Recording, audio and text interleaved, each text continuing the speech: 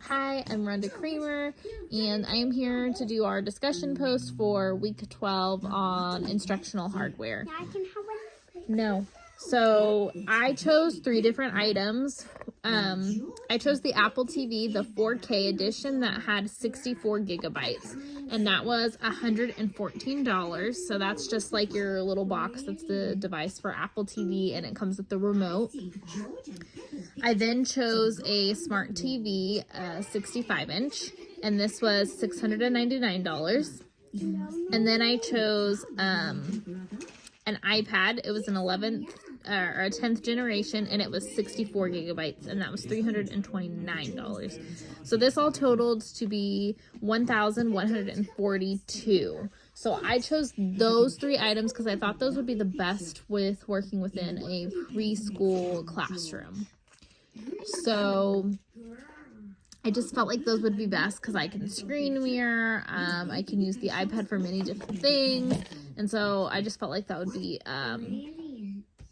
a better option compared to like the smart boards and the interactive boards, just because they would work, but I personally would not enjoy those options.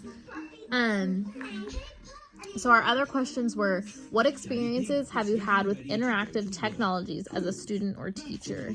So looking back as a student, I remember us having like the projectors, and we had smart boards at one point.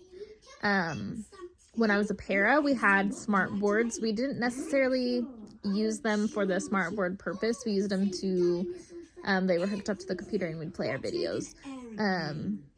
Now I wish I had a smart board. I think that would be pretty cool for my kids to come up and like touch, so I didn't have to give them the iPad. This way they could come up, touch the smart board. I think that would be more ideal compared to like the TV and stuff. So I like that. I like those thoughts, and those are kind of things I have had experience with. I now actually have a smart TV in my classroom. I'm not much of a fan. I just started mirror playing my iPad to it to help out. At first I was using just it as the TV, and I personally did not like it. It was a little bit more difficult for me, and this way it's easier for me and other staff to use. So which rendition of the interactive whiteboard and remote would you choose, and why? I really liked the Vibe whiteboard. I thought that was very interesting. I liked how they were able to just touch it, start working on it. There was like pictures flowing.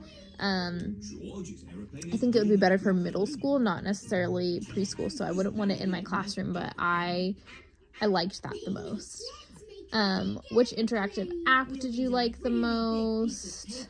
I like looking through, I really liked our our clickers. Not this, I don't know if that would necessarily be an app, but you'd have to use some. I know like some you have an app that you would use for that, so I liked that. What were your thoughts about clickers in the classroom?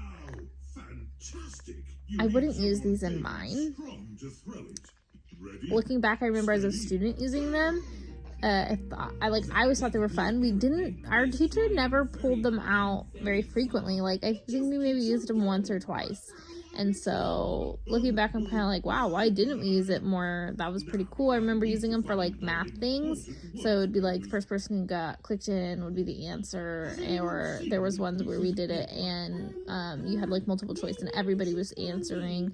And then we'd see whose number, like we always send a number. And at the end, they would show who got it right and wrong. And people only knew your number if you showed them your number. Which as a student, you know, you're always kind of trying to look. So pretty much everybody knew whose number was it. So I thought that was pretty cool. And I would not use them in my classroom just because